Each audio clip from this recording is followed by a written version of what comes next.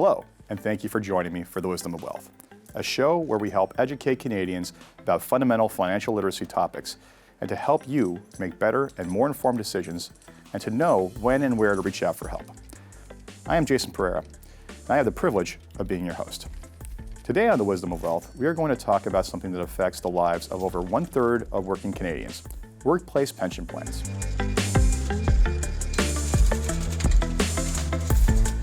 Workplace pension plans are put in place by employers as a way to attract, retain, and reward employees while simultaneously helping them prepare for retirement and doing so in a tax-efficient manner.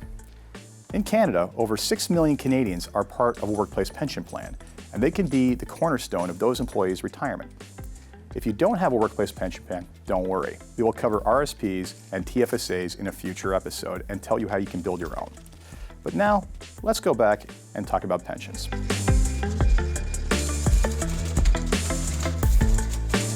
Pension plans vary in rules, structures, features, but there are essentially two major types: defined contribution and defined benefit. So let's start with defined contribution plans.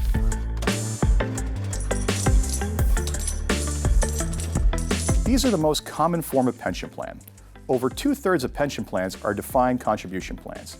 In addition, many employers who don't offer these types of pensions will offer a group RSP plan that looks just like a defined contribution plan in most ways.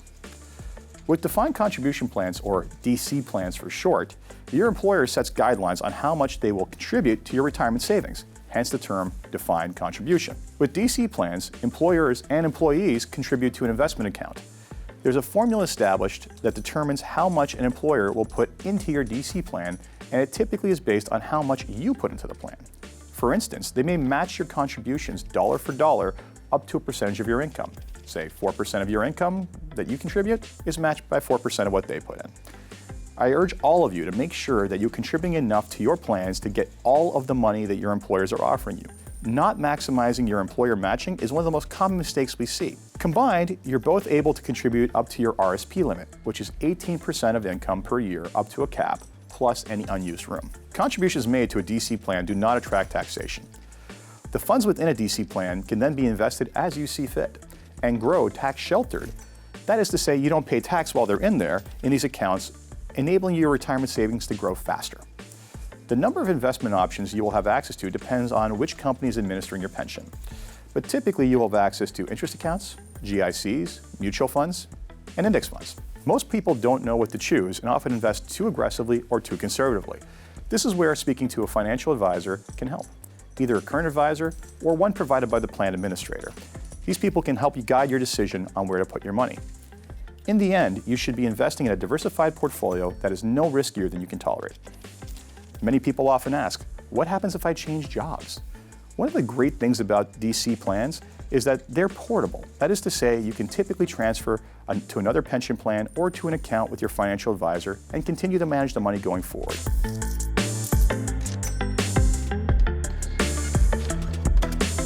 In most provinces, you cannot access your funds in your DC plan prior to age 55.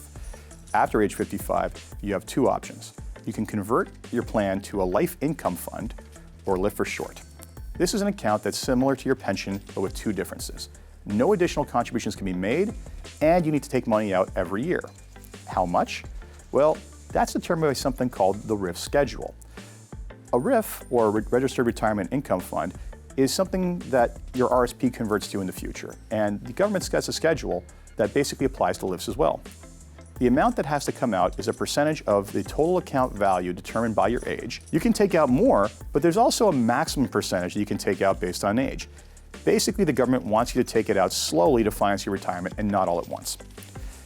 Now, the second option is in many provinces, you have the option to unlock all or part of your pension plan and put it under your control. The rules on this vary from province to province. But in Ontario, you can transfer up to 50% of your pension to an RSP where there's no limits on how much you can take out. It's important to note that all withdrawals are fully taxable. And it's also important to note that the amount scheduled to come out will change every year and will depend on how much you take out the previous year and what your portfolio's return is, and your age. The second more traditional type of pension plan is a defined benefit pension plan, also known as a DB plan. These types of plans are becoming less common, but are what most people think of when they think of a pension plan. The goal of a DB plan is to guarantee an employee a set amount of income in retirement. The way they do this is with the formula. For every year that the plan member works for that company, they earn up to 2% of their best, last, or average of their 3 to 5 years income. Clearly, there's a lot of math involved here, and that's why they involve actuaries. But just like a DC plan, employers and employees both make tax-deductible contributions to the plan. But unlike a DC plan, these are mandatory, and the amounts are set based on a percentage of your income that is set by the actuary. Funds invested in the pension are tax sheltered just like a DC plan, but unlike the DC plan, the pension is invested on your behalf by the pension administrator. There are various advantages to this. First of all, you don't have to worry about running it yourself. Secondly, running one large pool of assets is more cost effective than all these separate accounts. And if the pension fund fails to return what they were supposed to in the marketplace, then the employer is actually obligated to cover the difference. At retirement, you'll be given several options for how you can take your pension plan. We're going to explore these in greater detail with our guests later. But most pensions start at age 65. However, most pensions also allow you to retire early.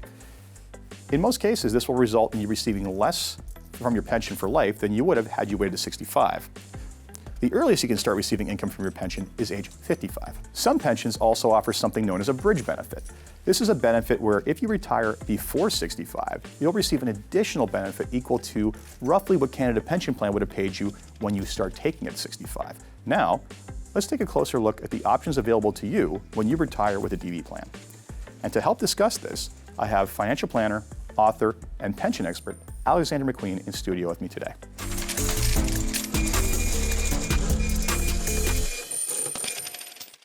So Alexandra, thank you for joining us today. Thank you. Why don't you tell us a little bit about what it is you do for a living? So my company name is called Pension Acuity Partners, and I'm really just focused on helping people make decisions about their pension. Excellent. When somebody is ready to retire from a company with a defined benefit pension plan, they will typically receive a document that explains what options they have. And this is kind of strange to some people because they've always seen, if I retire, I'm going to retire with X, but they didn't probably factor in these options. So what are these options they're being given? Well, Jason, generally speaking, there are 4 options that a member of a defined benefit plan might have at retirement. Okay. So of course, one option is to stay in the plan. Right, and receive the pension as set out by the plan document. Exactly what they're expecting most of the time. Yeah. And for many people, that's what they expect. When they join the company, they think, I'll work here as long as it takes to earn that pension, and then I'll retire with the pension. And what happens is that their work paycheck just seamlessly translates into a retirement paycheck, although it will be smaller. Yeah. So great. So they have the option to basically stay in the plan, which is what most of them plan on. But even when they have that option, there's options for that option. Absolutely. So it's not just, here's the sum you're entitled to, but hey, here's a couple other factors that are going to impact that. So what are the factors that change the amount they can get? Well, they change the amount they can get. So if they don't want to stay in the plan, one option is that if they want to continue working, they may be able to transport that plan or their entitlement under that plan to a new plan. So for example, I'm working at company A, it has a defined benefit pension plan, I'm eligible to retire from that company, I take my pension and I go and join company B and I move my pension to company B. Now that option is contingent on company B having a pension plan to which I can transfer my entitlement from company A. But that's a scenario where the person isn't in fact ready to retire. Another option is to take that pension and do what's called commute it. So commute in this context means stop. So I'm going to take the value of the pension that I've built up over my years working at the company, I'm going to commute it. And here's where it gets interesting, because there's many options for commuting a pension. So I can commute it to cash is one option. Now, when I do that, the amount that can be tax sheltered is subject to limits set by the Income Tax Act. So let's say that my pension entitlement that I've built up when I get a commuted value for it is $750,000, which is honestly, someone earning a regular working wage, they may not realize it, but that's how big it can be come retirement age. Which is part of the reason why this decision is so difficult, because it's probably the largest single decision that somebody would make in their lifetime, the largest single financial decision. Well, maybe even more than buying a house in some cases. Well, and not only is it the largest decision financially, but it's a decision that can't be undone. So and if it has the biggest impact on your retirement, right? You can't commute and then say, I changed I want to go back into the pension plan. No. So I've decided to commute my pension. I don't want to stay in the plan. So you're taking the cash and running, essentially. I can take the cash. Now, what happens with that cash? Part of it is going to get transferred, in fact must get, according to income tax rule, transferred to a locked-in retirement plan. So like we recently talked Right. about, a locked-in plan looks like a defined contribution plan, and then it's going to be subject to maximums and minimums when they start taking money out. Right, but it's also subject to maximums and minimums when they're transferring that money over from the entitlement. So in order to keep the playing field level between people who have RSPs and people who don't, people who have defined benefit pensions, I can only transfer some portion of that commuted value to a locked-in plan. The rest I have to take as cash, and it's taxable in the year that I take it. So that's an interesting point. So one thing that most people don't realize is that people with defined benefit pensions actually have more money saved for them and put away than people with just RSPs or defined contribution plans, which is an unfortunate advantage, but it's what it is. And that, when you want to leave that plan, as you said, the government equalizes that. So, and we've seen cases like this where people who've, earned $50,000, $60,000 a year are hit with a $300,000 income tax bill because, or income tax, The amount that's subject to tax. let's go back. Yeah. Okay. And we've seen cases like this where people who have earned $50,000, $60,000 a year for their lifetime, are hit with $300,000 added to their income and a tax bill over six figures. And it can be quite shocking if they don't get educated properly as to what the implications of that decision are. And another kind of side point that's very important is that's only the lifetime retirement benefit that can be sheltered. So you mentioned earlier bridge benefits. Yes. That can never be sheltered. Yeah. So if the commuted value includes, for example, your lifetime retirement benefit starting when you retire or at age 65, plus a bridge benefit, that bridge benefit, if you commute it, the entire amount is going to be taxable. Okay. So we talked about three general options already. So we talked about taking the income. We talked about transferring it to another pension if you continue to work. And we talked about taking the money, right? So before we go to the fourth one, I want to go back to the first. So typically when someone gets this, it says, hey, you're entitled to this much money. However, do you have a spouse? Do you want that spouse to receive some of this money when you pass away?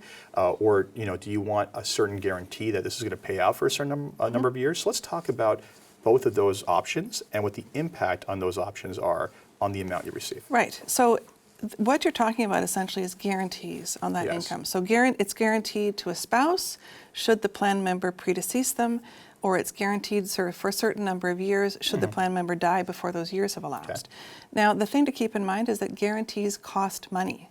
So every time you add a guarantee to an income stream, what you're doing is reducing the monthly payments. So for example, if I say, well, I would like to ensure that payments are made for 10 years, even if I've passed on, if I'm the plan member, then what that means is that each monthly payment will be a bit smaller than if I didn't have that guarantee. So I'm entitled to $4,000 per month without that guarantee for life. And if I want this guarantee for, we'll call it 10 years, then basically I'm probably going to get something in the neighborhood, let's call it $3,700, just as a rough number. And I mean, that can make a lot of sense because, well, it can. Sometimes it does and sometimes it doesn't. And the reason is because none of us like the idea of, hey, I'm ready to retire, my pension just started and I got hit by a bus, and now all that money I put into it, no one gets that, right? That's right. Where the with the guarantee in place, what it does is it makes sure that even if I'm not married, it's going to somebody. That's right. And even if that person dies, it's going to somebody else for those 10 years. So I understand why that is. It gives people solace in saying, well, I put money in this for so long, I don't care who it is. It's me if I'm alive, and if it's not, it's someone else. And we're going to get something out of this. It really depends on whether or to what extent the plan member has an estate motivation. So it's really a financial planning question. So if I don't have anybody that I want to leave money to, or I don't have any dependents, maybe I'm content to have this pension provide income as long as I'm alive and nothing left over. So in that case, I want to maximize the income while I'm alive. And you also mentioned spousal, the joint, essentially what's a joint annuity or a joint pension. So if I'm married or have a common law spouse, then I have the option of ensuring that should I predecease them, some portion of my pension, it's usually 66%, will continue to them for as long as they are alive. So first person who is a member of the plan is receiving 100% of what they're entitled to. So originally it was $4,000, but you know what? I want my spouse to get 2/3 of this. So now I'm going to take $3,200, for instance. Right. So I'm going to take $3,200. I keep working. Eventually I pass away, or I keep retiring. Eventually I pass away, and then my spouse is entitled to 60% of that $3,200. Now, what other options are there? Can I get more? No, so you can never get more. You can only get the maximum of what you're entitled to. No, but my spouse. Can my spouse get more? The options will be set out in the plan documents, and it varies from plan to plan. Some plans say it's 60% for the spouse. It's very common that I see 66.5%, 66 and 2/3%. I haven't actually seen more than that, but I haven't seen every plan in the world. I think I've seen one where it did get to 90%, but and it makes sense, right? Because it's, the entire belief is that two people doesn't take as much money to support two people as it does one, but we also have overhead. One house still the same. We still have certain costs, like the utilities aren't going to drop by that much. So it doesn't make sense that it's 50, but the question of where it should be is a financial planning question. So if, to the extent that the plan member has choices, then yes, it is absolutely a financial planning question about which option is best. Okay, so let's talk about the fourth option. And this is an interesting one because this is one that almost nobody knows about, and we know about it quite well because you wrote an article in the Globe and Mail that I was cited in, and I was, myself and other people, we've done some of the first of these in Canada. What is this mystery unknown fourth one? So if someone goes out and Googles, what are my options at retirement with a DB plan? Mostly you'll see articles that will say you can commute it to cash, which we've already discussed, or you can stay in the plan. But there is, in fact, this other so-called mystery option, what's called a copycat annuity. So recall that there's a limit on how much can be tax sheltered if you commute to cash. So maybe I'm facing a tax bill of $100,000 or even $200,000 or more. Now the money that I'm investing to produce that income in retirement has to work even harder. I have to take more risk to try and replicate the income I would have received under the plan. That's true. So taking the option for the cash, paying a tax bill, and financing retirement means that you need to get a higher rate of return than the pension would have. That's right. It's implicitly more risky. Yeah. So what if I don't want to stay in the plan, but I also don't want to face that tax bill, and maybe I don't want to manage the money myself? There is an option to take the commuted value and move it over to an insurance company that matches the same benefit that the pension would have provided, and that's with a life annuity. And this is called a copycat annuity because the life annuity copies the provisions of the defined benefit plan. So essentially, we consider this. The pension company or the pension itself is saying, hey, take this income or take this money. It's kind of an offer, right? Like they're basically saying, this is how much this income is going to cost, right? And what we're doing with a copycat is we're going to an insurance company and saying, can you beat their offer? Can you give us the same income for a lower amount? So, for example, the example you gave of $700,000 commuted value, maybe $200,000 of it would be taxable.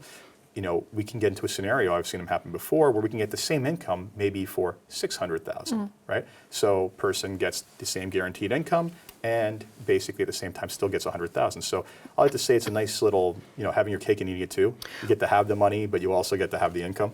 Well, whether or not you get any excess refunded back to you. The point is that if you're reluctant to stay in your pension plan, you're worried about the long-term prospects for your company in Canada or just the long-term prospects for your industry. You may say, I don't want to invest the money, I don't want the tax bill, I really would like the pension that I signed up for or the idea that I signed up for when I joined the company.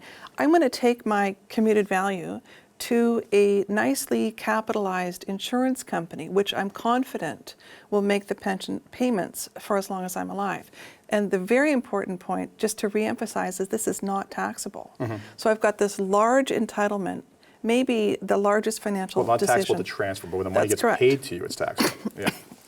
But it moves over without any tax. So unlike the commuted value where it's likely, if we're talking at the end of my working career, it's very likely that some portion of that will be subject to tax. So it's an important point you made there, right? Because when you think about it, someone retires at 55 from a non-government pension, right? And they choose to take the income. As I said, if the pension underperforms, the employer is on the hook for the difference. But now we're counting on, with life expectancies being into the 80s and 90s, right? You're going to live to 85, 90. That's a long time if you retire at 55 to count on your employer being around with the way the world changes these days, right? So I fully understand why people want to leave these. And we see this happening a lot in the auto industry specifically. So what are the key factors that people need to consider when they're contemplating? If they want to continue working, you want to transfer the pension, that makes sense, right? That's a pretty straightforward option. But when it comes to differences between taking the income, the copycat annuity, or taking the cash and the commuted value, what are the key considerations people need to make? Well, the first one is, for me, is how comfortable are they managing this? If they're going to commute to cash and manage those funds, how comfortable are they doing that, given the size of the sums that we're talking about and their experience with managing money? So if you've been working in a defined benefit environment, you've had very little RSP room, usually. So it's very common that somebody arrives at the retirement age. If they have a large defined benefit entitlement, they don't really have a ton of investment experience. And if this is the primary source of retirement income, how comfortable are you, either whether it's finding an advisor that you trust or managing it yourself? Do you want to take on that risk yourself? And yeah, I mean, you're getting to age 55, 65 and you've never invested before. Is this the time to start getting in the game?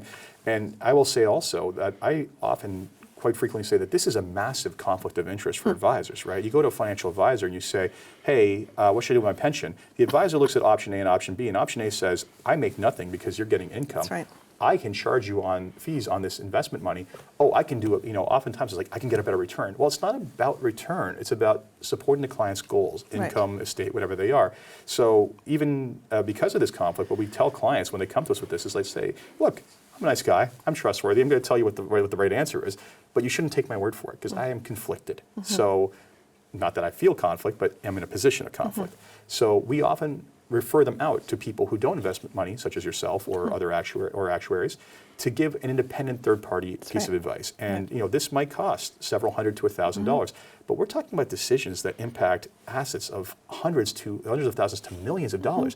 This is an affordable solution to make sure you're getting the best possible options. So for those of you out there who are facing this decision, yeah, talk to your advisor, but also make sure you get a third-party opinion of someone who's qualified, who does not sell investment assets, because that is a massive conflict. So before we close up, any final thoughts as to basically what the most important considerations are for people when they're looking at well, I talked about how much risk you feel like taking on and how experienced you are with investing, but I think another thing is this, generally just know yourself. If you got a $500,000 injection of cash into your bank account, would you then be tempted to say, okay, I'm going to help both of my children with down payments, my daughter wants a destination wedding, I'm going to pay.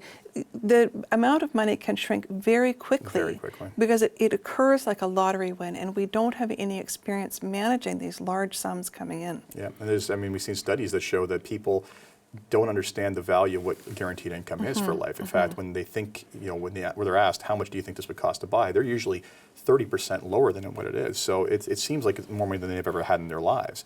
I mean, also, I think on top of know yourself, on top of that concept, it's, if you're the guy who's a smoker and you're single and you've had 3 heart attacks, you're not getting a 95 in most cases, right? So in which case, are you going to be around to receive all that income? The pension income is probably better. And now, if you're like my wife, whose grandmother died at almost 101, and she's part of a pension, I think it makes a lot of sense to take the income, because that's probably, knock on wood, going to pay for a very long time, right? So thank you for taking the time to come in and talk about pension options.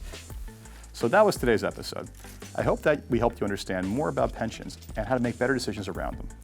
Before we go, I wanted to remind you that we invite you, our viewers, to reach out to us with questions that you have about your own personal financial situation.